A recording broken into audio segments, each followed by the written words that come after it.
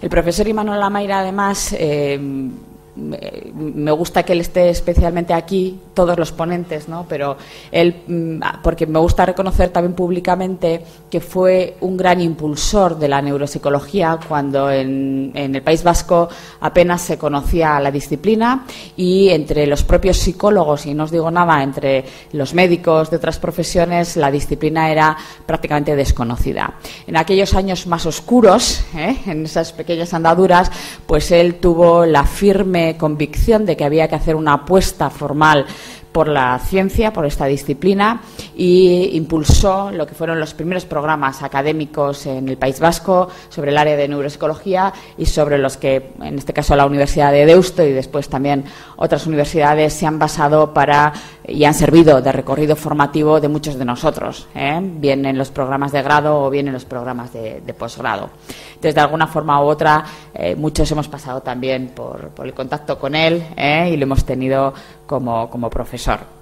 En esta ocasión, además, viene a presentar el desarrollo de un trabajo de muchos años de investigación, pero de nuevo a través de la aplicación de la realidad virtual, pero en un área que creo que es realmente igual de novedosa que los anteriores.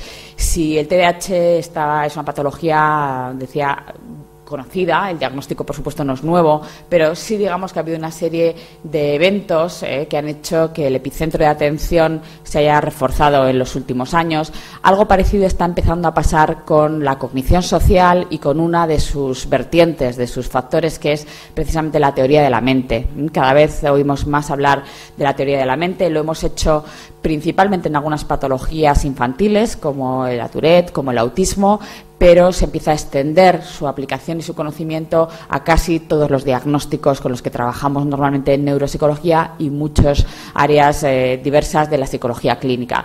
Por lo tanto, creo que es un tema de inmensa actualidad de nuevo, y una aplicación y una herramienta que puede ser de gran interés para todos nosotros una vez más. Entonces, que nos cuente todos los secretos de esta aplicación y de cómo podemos utilizarla en nuestra práctica clínica de nuevo para esperablemente ayudar y mejorar a la intervención de esos niños a los que está dirigida la aplicación y, por tanto, por ende, nuestra competencia profesional. Gracias, Imanol. Gracias a ti, y gracias también a Juan por la invitación, y a toda la sociedad vasco-navarra. Sí, gracias a todos por la invitación, a Natalia y a Juan. Yo realmente no he de decir que he sido pionero en nada, he sido aprendiz, y seguramente cuando yo empecé la universidad intentando promover todo lo que era la parte académica de la neuropsicología, ya llevaba tiempo Juan y llevaba tiempo también Natalia investigando. Entonces, bueno, hay que reconocer que nosotros hemos sido también alumnos y seguidores un poco de su estela, de sus trabajos, que creo son realmente prometedores y digamos seminales, en el sentido de que nos han ayudado a los demás a plantearnos otros enfoques. Yo realmente no venía del campo de la neuropsicología. Mi inicio en la psicología viene del campo de la psico-oncología. Estudié en Milán, estudié en la Universidad de Milán, y trabajé en un hospital que es muy importante ahí, que es el Instituto Nacional de Tumores de Milán. Y de mi trabajo en los servicios de oncología médica, pues fui descubriendo, digamos, la cuestión importante de la biología, que entonces, cuando estudiamos nosotros, se concedía poca importancia a la parte biológica de la enfermedad. Es decir, que no solamente hay una cuestión ambiental, una cuestión que tiene que ver con el tema de los sentimientos, las emociones, sino también cómo repercute la biología sobre la conducta humana. Y en aquel momento pues me tocó hacer una investigación, una tesis doctoral, que consistía en analizar los efectos secundarios de la quimioterapia del cáncer en pacientes que tenían diferentes patologías neoplásicas, y descubrí, siendo muy joven también, la importancia que tiene no solamente el cerebro, sino también determinadas sustancias que afectan al cerebro y a su vez a la conducta, y eso al afrontamiento de la enfermedad. De ahí viene mi interés por la neuropsicología, pero sin duda hay que decir que quien asentó y quien fue la inspiradora de la neuropsicología en Deusto fue Natalia, por sus trabajos en Aitameni, anteriormente, en Crownsville, y en Johns Hopkins, que fueron muy importantes, y Juan Olmo, me acuerdo también cuando hacíamos nuestras investigaciones, o tú hacías, sobre el tema de la psiconeuroendocrinología. Bien, ¿por qué me he dedicado a este tema y de dónde ha venido este tema de la realidad virtual? Porque voy a ser muy rápido, como verán. Yo trabajo en un equipo, lo fundé, que es de enfermedades neuromusculares. Es decir, las enfermedades neuromusculares son unas enfermedades que aparecen dentro del catálogo a lo que llamamos enfermedades de baja prevalencia, algunos llaman enfermedades raras, y del trabajo con niños afectados por una distrofia que se llama Duchenne, que es muy poco prevalente, que hicimos un trabajo en su momento bastante amplio en cuanto a recogida de datos. Una de las cuestiones que nos surgieron, dado que teníamos que darles un servicio a estos niños, y básicamente tienen una distrofia degenerativa que les produce, como ya saben, en torno a los 18, 20, depende del país. En nuestro país la expectativa de vida son 10 años menos que en Francia, para que vayamos haciéndonos una idea también de qué tiene que ver esto respecto a la terapéutica. Bueno, pues en la distrofia de Duchenne, estos niños, conforme van experimentando la atrofia progresiva muscular y van perdiendo lógicamente movilidad, también experimentan, no digo cuadros cognitivos, pero sí una especie de desconexión social que les produce lógicamente el estar recluidos, enclaustrados en sus casas, y había que dar solución a este problema. Entonces planteamos un enfoque de intervención de teleasistencia dirigido a mejorar el nivel de interacción de ellos mismos y con el resto de la población, y por ahí viene esta sensibilidad hacia cuestiones más prácticas o más alejadas de lo puramente cognitivo, entiendo yo, porque lo cognitivo es muy práctico, pero más a lo funcional de lo que le puede afectar a un paciente. Y entonces vimos que había problemas en estos niños en cuanto a habilidades sociales, incluso a detectar sus propias emociones, las de los demás, y queríamos ayudarles de alguna manera a ellos y a los padres. Y también, fruto de este trabajo con enfermos neuromusculares, hicimos una investigación con miastenia gravis, que es otra enfermedad neuromuscular, en la cual descubrimos, que está publicado hoy en una revista de impacto, que las pacientes con miastenia gravis tienen una distonía a nivel pueden evolucionar hacia una distonía a nivel del rostro, lo cual les lleva a no poder expresar, es decir, que quedan con un cierto mutismo en los músculos faciales que les impide expresar. Nos planteamos entonces si realmente eso podía tener un efecto en cuanto al reconocimiento, es decir, si yo dejo la famosa teoría de William James, que la recordemos, si dejamos de actuar, eso realmente va a producir un efecto sobre la cognición. Es mi punto de partida. Mi punto de partida no es que la cognición determina la conducta, sino que la acción determina la cognición. Es decir, es una perspectiva un tanto distinta. Efectivamente, los pacientes con miastenia gravis, a fuerza de no poder expresar, no tienden a no reconocer con el tiempo las emociones en los demás. Esto nos plantea dilemas desde el punto de vista de investigación y nos parecen de interés. Si lo trasladamos a otro campo, que es el de la teoría de la mente, que al fin y al cabo estamos hablando de esto, pues se nos planteó también la posibilidad de hacer un programa, gracias a la colaboración con dos empresas, una es Virtualware y otra es Explora, que hay que agradecerles realmente su apoyo del tema de teoría de la mente. Bien, ¿qué consiste esto? Bien, iba a hacer una breve introducción sobre la realidad virtual, un poco las aplicaciones, más que nada para hacer un marco, decir que nosotros cuando iniciamos nuestro trabajo veíamos que había muchos estudios del ámbito de la neuropsicología. Yo creo que Yajaira ha explicado un modelo excelente, que es el proyecto Aula, que abarca una cuestión muy básica, que es la cuestión de la elaboración cognitiva y comportamental, pero como eso hay bastantes más programas que existen. Creo que Aula es uno de los mejores ejemplos, en mi opinión. Existían ya, lo característico que existía en realidad virtual era el tratamiento de fobias, basándose un poco en el tema de la sensibilización y de convertir todos los programas de sensibilización de exposición en vivo o estímulos a un entorno virtual, lo cual parece interesante. También se diseñó programas de trastornos de la alimentación para evaluar trastornos de la alimentación, trastornos de la atención, como ha dicho ella, alivio del dolor infantil, que es una cuestión muy importante. De los primeros programas que nos también comenzaron uno muy interesante que se diseñó en Estados Unidos, en Washington, no sé si es, ahora no recuerdo bien la universidad, era para precisamente el dolor, alivio del dolor. Generar escenarios virtuales donde el sujeto se reconocía en determinados estímulos, se sugestionaba de alguna manera, se convertía en un avatar él mismo, es decir, en un personaje virtual, ahora veremos lo que es esto, y eso lo evaluaron respecto a qué efecto tenía en grandes quemados, es decir, en personas que estaban ingresados en unidades de cuidados intensivos, y que padecían altísimos niveles de estrés físico y psicológico, y observaron efectivamente que después de exponerles a estos estímulos sugestionadores de realidad virtual, estas personas toleraban mucho mejor el dolor, y no solamente eso, sino que a nivel de actividad cerebral se producía una reducción significativa en cuanto a la activación de los centros del dolor, que básicamente serían el tálamo o, por ejemplo, la corteza del cíngulo, que tiene que ver con la parte de la atención del dolor. Se veía que había un correlato entre la realidad virtual y los programas de realidad virtual y los cambios. Entonces, el alivio del dolor es una cuestión también muy interesante, que a nosotros nos preocupa, porque yo trabajo también con pacientes con fibromialgia, es un colectivo un poco complicado, y también está en ello los estudios. Y los programas de entrenamiento en habilidades sociales no existen mucho, de interacción social no existe mucho, si bien ha habido proyectos sobre diseño de programas de niños con autismo.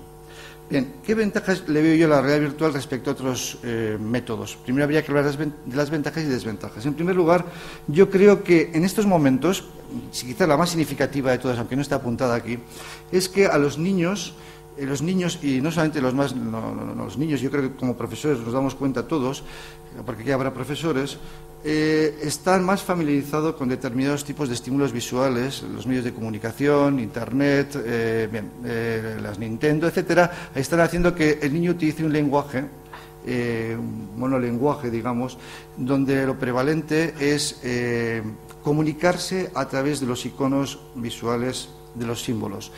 Esto tiene sus efectos, digamos, negativos, desde una perspectiva de profesor, que les cuesta luego desarrollar otras aptitudes cognitivas, el razonamiento, la síntesis, etcétera, que se está viendo ya. Es decir, hay una involución en la evolución, si se puede decir esto. Y que esto ya ha sido también apuntado respecto a los efectos secundarios de la realidad virtual, no del Internet, perdón, de la realidad virtual también podría ser de efectos secundarios luego, pero sí del Internet y estas tecnologías. Y entonces, pero es verdad que cuando tú tienes que enfrentarte a un niño y tienes que plantearle un escenario, una situación en la cual le vas a pedir una serie de preguntas, qué mejor que utilizar sus mismos signos, sus mismos canales de signos. Así que nosotros consideramos que la realidad virtual es un buen medio, siempre y cuando es algo complementario a, no es exclusivo, sino es algo complementario que te va a dar alguna información que puede ser, pues bueno, de apoyo, y que puede enriquecer sin duda otro tipo de evaluaciones mucho más estructuradas o protocolizadas. También tiene la posibilidad de interacción con el entorno, tiene un elevado grado de exposición a situaciones donde el niño se puede incluir, se puede sentir partícipe, es un personaje más. Tiene mayor grado de privacidad que lo que puede ser la exposición en vivo, sobre todo si estamos hablando de tratamientos de deshabituación, ante fobias, con lo cual no genera tanta ansiedad en algunos momentos, y sobre todo a mí me parece muy interesante, es adecuado, sobre todo en personas a las cuales se les somete a tratamientos para el alivio de ansiedad por técnicas de contracondicionamiento para el tema de las fobias. Es muy interesante porque hay un colectivo de personas que sabemos que cuando practican una determinada terapia, sea de relajación o de contracondicionamiento, como la desensibilización, tienen enormes problemas para generar imágenes, para generar fantasías que les ayuden a enfrentarse a esa situación. Entonces nosotros les damos ya las fantasías, las creamos, les creamos una película, lo estructuramos, y esto tiene también una cierta ventaja hacia esas personas que ya tienen ese déficit. También tiene un mayor control de parámetros de la situación, hay un registro automático y preciso a través de procedimientos como ha comentado Yajaira, el tema de los tiempos de reacción, incluso se puede evaluar al sujeto conforme está respondiendo a las preguntas a través de registros psicofisiológicos. Permite analizar una cuestión fundamental, ahora que estamos con el eye tracking, todos estos sistemas, que es el tema del ángulo visual, cómo mira una persona, hacia dónde mira, cuánto tiempo mira hacia un estímulo, y esta cuestión de la percepción visual es muy importante porque nos da información sobre comunicación no verbal, y eso generalmente pasa desapercibido. Siempre estamos registrando la comunicación verbal, pero la no verbal está ahí, y los sistemas de realidad virtual pueden capturar imágenes para que veamos dónde está la atención, hacia dónde se dirige la atención, y se puede hacer jerarquías de la situación, y se pueden registrar respuestas psicofisiológicas. Los contextos virtuales pueden, en nuestra opinión, facilitar el desarrollo de habilidades de comunicación, pueden permitir evaluar habilidades de comunicación que están presentes como uno de los componentes de la teoría de la mente. Lo que voy a comentar a continuación no es toda la teoría de la mente, sino nos hemos ocupado, sobre todo, preocupado por algunos índices de la teoría de la mente, porque es muy compleja, lógicamente, y si bien el concepto de teoría de la mente es capacidad de atribución de estados mentales a los demás y a sí mismo, pues claro, esto es todo prácticamente. Es decir, estamos hablando de la consciencia. Y la consciencia no creo que pueda ser hasta el momento medida con tanta facilidad. Por tanto, yo creo que hay que restringir el concepto, el constructo, que es enormemente amplio, y centrarnos en indicadores objetivos.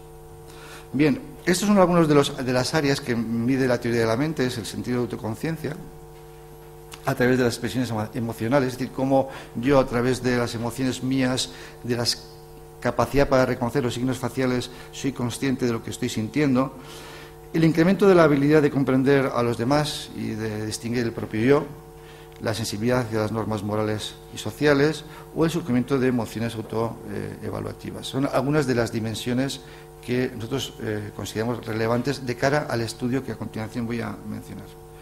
Bien, de cara a esto diseñamos una herramienta de investigación. Es una herramienta que todavía no sabemos si se va a comercializar, pero está en una fase de investigación. Llevamos ya con ella 3-4 años adaptándola. Es una herramienta que va a medir lo que nosotros entendemos parte de la teoría de la mente. ¿Qué es esa parte de la teoría de la mente? Son expresiones faciales estáticas basadas en el modelo de Ekman-Friesen, que ya lo conocemos todos, elicitación de experiencias emocionales subjetivas mediante expresiones faciales, es decir, que expresiones faciales van a provocar en el sujeto determinadas reacciones, comprensión emocional de situaciones que vamos a plantear, es decir, escenarios donde ahí se va a plantear un dilema, un problema, y el sujeto tiene que reaccionar, el niño, y reconocimiento de emociones propias y ajenas en contextos situacionales a través de la expresión facial. Bien, esto es un poco el test, que luego lo veremos. Bien, la primera parte, como os he dicho bien, consiste en una primera fase que es de habituación, para que la persona sea capaz de adaptarse a la pantalla. Sabemos, por ejemplo, que las personas tendemos a fijarnos preferentemente en el centro del ángulo de un estímulo, y por tanto es muy importante que analicemos hacia dónde va esa mirada, si va hacia el centro de la pantalla o va hacia el ángulo superior o inferior. Y esa primera parte consiste en entrenar al niño para que pueda mirar hacia el centro. Una segunda parte, que es el bloque 1, integra expresiones faciales estáticas, luego expresiones faciales dinámicas, son expresiones que van a cambiar de un estado de neutro a un estado de alegría, se llaman morphing, son expresiones dinámicas, y el niño va a tener que determinar en esa expresión facial, en la última, ¿a qué se corresponde? Puede ser una expresión facial de tristeza, pero imaginaos que el milisegundo anterior esa cara no era de tristeza, sino que era de alegría. Por tanto, el niño tiene que reconocer la última cara, no la penúltima. Ahí veremos la capacidad, lógicamente, de sostener la atención, aunque no es nuestro propósito, no es un test de atención el nuestro, como veremos, de sostener la atención y de reconocer realmente lo importante, que es la capacidad que tenemos los seres humanos para, cuando estamos estableciendo comunicación no verbal, de ir cambiando continuamente de expresiones. Expresiones faciales dinámicas también, otro subtest, y luego esta parte le llamaremos, esta primera parte, que es el bloque 1, solamente de caras, digamos, la parte de la teoría de la mente no contextualizada, es decir, donde la cara no tiene ninguna relación con ninguna situación, simplemente es identificar, reconocer, basta. Y luego viene una segunda parte donde sí las emociones están contextualizadas, donde hay emociones o caras, pero que se relacionan con problemas que están apareciendo. Hay un niño que habla con una niña, un niño que se enfrenta con una niña, dos niños que se pelean por un balón, y entonces, teóricamente, el niño tiene que relacionar esa emoción que se suscita ahí con una de las caras que están presentes. Bien, estos serían los bloques 2, 3 y 4. Perdón. Sí, 2, 3, 4, 5, 6 y 7. Todos estos bloques tienen que ver con diferentes escenas que plantean dilemas. Bien, este es el menú de edición, recoge una serie de variables, el nombre, la edad, el género, el curso, el año de escolaridad, el tipo de intervención que ha seguido el niño, el tipo de trastorno que tiene, la medicación que que le han prescrito y observaciones. Luego hay una tabla que recoge los datos. Bien, ¿cuál es lo que hemos hecho? ¿Qué es lo más importante del estudio? La validación, a mi modo de ver. La validación, porque en realidad virtual, salvando ejemplos realmente interesantes como el que comentó Yajaira, no existen muchos estudios que validen. Entonces, esto es una tarea que yo creo que en diferentes congresos, ella lo ha dicho y en nuestro caso también, se reconoce, porque es un trabajo muy arduo, la validación. Bien, en nuestro caso, ¿qué consiste la validación? Rápidamente, es un procedimiento basado en un diseño de conglomerados politápicos, una muestra representativa de educación primaria, se aplicó a niños de 8 a 11 años, se extrajo la población del censo de estudiantes de Vizcaya, se obtuvieron 8 conglomerados integrados cada uno de ellos por 200 alumnos y se llegó a una muestra inicial de 1.600 casos, de 1.600 niños, ¿de acuerdo? Luego veremos cuál es la población final. Los criterios de inclusión que se han seguido es escolarización obligatoria, cursar estudios de tercero a sexto de primaria, familiarizarse con el entorno informático y consentimiento informado de los progenitores. La primera parte de la validación, hay una primera parte que es con caras. En este momento tenemos 917 casos, estamos validando con otros 300 más. En euskera, solamente en euskera, luego os voy a comentar mi opinión respecto al tema del bilingüismo. 917 casos en castellano, se aplicó la prueba, y 1.104 casos en la segunda parte, que es la parte de... la primera parte es la de caras y la segunda es escenas, digamos, contextualizadas. Se ha determinado la validez y consistencia interna de la prueba a través de correlaciones inter-ítem, obtenidas a través de pruebas de G cuadrado. No se puede calcular en estos casos la consistencia interna a través de los procedimientos tradicionales, porque son son pruebas de error, de sí y no. Entonces tienes que utilizar escalas nominales y eso afecta lógicamente a poder aplicar determinados procedimientos estadísticos. Por lo tanto, hemos utilizado sistemas paralelos como la G cuadrado, los coeficientes de contingencia y las correlaciones de Spearman en tiempos de reacción. En validez concurrente, esto es lo importante. Hemos pasado esta prueba y a la vez con una prueba que estamos validando también en colaboración con una universidad alemana, que es la Universidad de Ulm. Esta universidad nos facilitó un test de caras, es un test, una batería informática que hemos pasado a 1.500 niños en este momento y que saldrán los datos normativos en breve, espero.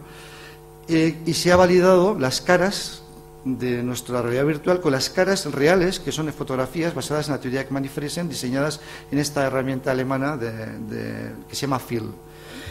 Por lo tanto, es uno de los criterios de validez concurrente. Y a ellos, para establecer la validez concurrente, hemos aplicado también otra prueba, que es la prueba de empatía de Mehrabian, para ver si hay relación entre las puntuaciones que nos dan en esta prueba, la prueba nuestra, con las puntuaciones de empatía de la escala de Mehrabian, adaptada por la UPV. La muestra general tiene dos partes: una validación de escenas estáticas y dinámicas en entorno no virtual y una validación de escenas estáticas y dinámicas en entorno virtual. Bien, en lo que hemos visto antes es la que es el entorno no virtual. ¿Qué quiere decir entorno virtual? Que al niño no se le ponen las gafas. Es decir, aquí hay que hacer una matización. El niño en esta parte simplemente ve el programa de ordenador, lo ve y juega con el programa de ordenador. Por lo tanto, tiene una aplicación que no necesita de gafas. En cambio, hay una segunda parte que estamos en ello, que es la de validación de escenas estáticas y dinámicas en entorno virtual, que estamos haciéndolo con niños, digamos, sin problemas, sin trastorno, y niños con TDAH. Esto es alguno de los ítems del bloque 1, que es caras en contextos no contextualizadas. Estos son algunos de los datos que nos han salido de consistencia interna. Básicamente tiene cierta consistencia interna entre los... Respecto a la validez concurrente con el FIL, la escala alemana, hemos encontrado que tiene correlaciones moderadas, pero significativas, en torno al 0,50, sobre todo en tiempos de reacción, que es la variable que es, a nuestro ver, crítica. La diferencia que hay entre la escala FIL y la nuestra es que nosotros tenemos 10 ítems nada más y la escala FIL tiene 120 ítems. Por tanto, la correlación, en este caso de 0,50, está condicionada por el número de ítems. Lógicamente no podemos... Respecto a los aciertos y errores que se dan en estas pruebas, vemos que en nuestro test discrimina bastante bien el número de aciertos y errores respecto a otras pruebas que se han aplicado, tanto en emociones, por ejemplo, los niños son capaces de reconocer medianamente bien las caras neutras estáticas, alegrías estáticas, enfado estático, tristeza estático, miedo estático, sorpresa estático y asco estático. Esas son las expresiones faciales que hemos incluido.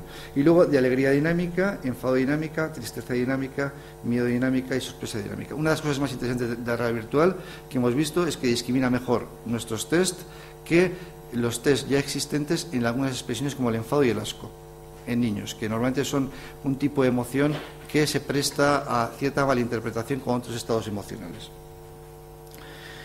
También hemos visto que nos permite analizar el número de aciertos y errores según grupos de edad, porque estamos hablando de niños que van de tercero a sexto de primaria, es decir, de 8 a 11 años, y nos ha permitido hacer una especie de cuadro evolutivo de la evolución.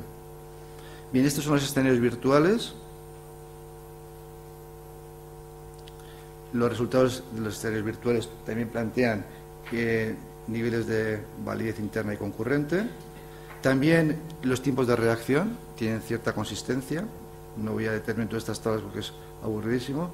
Y respecto a lo importante, la validez predictiva del desarrollo evolutivo, vemos que en la parte, si veis, estos son de 8 a 11 años. Los niños, conforme van siendo mayores, incrementa el número de aciertos, así que determina y detecta el número de aciertos en función de la edad cronológica. Eso es el número del total de caras, es decir, de todas las expresiones faciales. En total de caras estáticas vemos también que hay un crecimiento en cuanto a la evolución de los aciertos y en total de caras dinámicas también. Y en los tiempos de reacción también observamos que es esto, que conforme el niño es mayor, el tiempo de reacción es menor. En total de caras, lo mismo en caras estáticas y en caras dinámicas, es decir, que mide a través del tiempo de reacción el grado de acierto del niño. También vemos en las escenas estáticas virtuales cómo hay un cambio en cuanto a partir de la edad, en cuanto a la capacidad de respuestas, tipos de respuestas. En cuanto a validez predictiva y clínica, lo hemos pasado al test a niños con TDAH y lo hemos comparado con la muestra normativa, que son 1.100 y pico, y luego con una muestra de control apareada de 60 niños de la misma edad, género. No hay diferencias. Estos son los criterios que hemos seguido, por no extenderme. Criterios de inclusión del grupo control y clínico. El grupo clínico también ha sido sometido a diagnóstico por parte de psicólogos y psiquiatras, y hay una serie de criterios de exclusión que los mencionamos ahí: cociente intelectual menor de 80 y enfermedades graves, pulmonar, cardíaca, psiquiátrica, neurológica y problemas sensoriales. Los instrumentos que hemos pasado a esta muestra clínica a nivel de validez predictiva es la escala Emotion, la escala informatizada FIL, que es la alemana, un cuestionario de evaluación de empatía de Meravian y Epstein, y la escala Basque de Reynolds y Kamphaus. Y el procedimiento es individual. El test Emotion tiene 20 minutos de aplicación aproximadamente. El FIL tiene 10 a 15, el Meravian es muy breve, es una adaptación de Gregor Dobil, la profesora de la UPV que lo ha adaptado. Esto es lo que nos llama la atención en grupos en niños con TDAH es que los niños con TDAH en principio muestran normalmente de forma significativa más dificultades para reconocer las caras respecto al grupo de referencia. Eso en primer lugar. Por un lado, el número total de respuestas de expresiones faciales correctas es menor en el subgrupo de niños con TDAH, de forma significativa. El número total de respuestas faciales dinámicas, no estáticas, sino dinámicas, esas caras cambian también. El tiempo de reacción medio en los niños con TDAH es significativamente superior a la media de los niños de su grupo de edad, es decir, que son mucho más lentos en reconocer las expresiones faciales. Sobre todo en enfado y en tristeza, es decir, les cuesta mucho reconocer las emociones de enfado y de tristeza a los niños con TDAH. Y esto sí que tiene que ver con la teoría de la mente, un tema importante, las connotaciones respecto a la capacidad de ser consciente de los estados negativos que tienen que ver con conductas oposicionistas y desafiantes. Es decir, algunos niños que tienen diagnóstico de TDAH tienen como rasgo de comorbilidad los trastornos oposicionistas, y estos niños tienen grandes dificultades para reconocer lo que es el enfado. Es decir, tú le presentas escenarios de enfado y no saben lo que es. Eso es lo que no saben a qué se está refiriendo esa emoción. Y lo mismo de tristeza, es decir, que pueden ver a un niño triste y pensar que realmente eso no es sinónimo de tristeza. Bien, respecto a las puntuaciones, ya termino, en la parte de las caras vemos que los centiles de los niños, comparativamente en comparación con su grupo normativo, es inferior están entre el 15, entre el 25 y el 40 en centil, en todas sus escalas. Y respecto a las expresiones faciales, respecto a esto serían las caras, digamos. Y respecto a la segunda parte del test, que eran todo lo que es lo dinámico, los escenarios virtuales, tienden a tener también respuestas, tiempos de reacción mucho mayores de lo normal. Es decir, que suelen ser niños que tardan muchísimo en responder. Se equivocan y tardan en responder. Bien, por terminar, porque es solamente un minuto, si me dejan, Natalia, es presentaros el programa para que veáis un poco cómo se aplica. Es solamente un minuto. Entonces, el test lo que nos ha permitido es validarlo a nivel de constructo, de convergente, de predictivo, y creemos que en los niños que en principio tienen algún tipo de... ¿Esto cómo se abre? Y los niños que tienen algún tipo de problema de habilidades sociales, de comunicación, desde luego que se detecta a través de los indicadores de tiempo de reacción y el número de respuestas correctas, de caras o no. No se abre, ¿no? Esto no tiene para ver. Ah, aquí está. Tarda 2 minutos. Los niños que digo que tienen estos problemas sociales, o van a tenerlos, seguramente, en algunos casos puedes ver algunos indicadores objetivos. Esto es un poco el programa. Es una escuela virtual también. Aquí aparecen las caras. Nos costó mucho recrear las caras. Pasamos casi 2 años haciendo caras virtuales, porque identificar primero expresiones faciales es complicado, y encima hacerlo con la rigidez que supone la realidad virtual, pues es muy rígida, a veces muy forzada.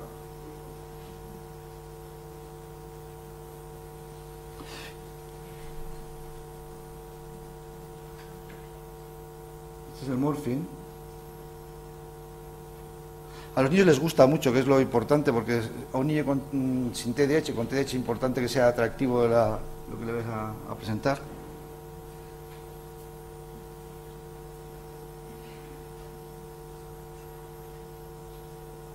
Escenas estáticas.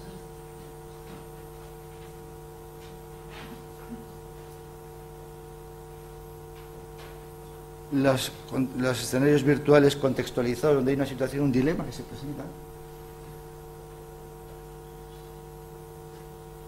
Hay que decir que los avatares son un poco toscos, pero es que es lo que tenemos. Sí, es complicado el diseño, encontrar diseñadores, pero bueno. Un poco geométrico lo veo.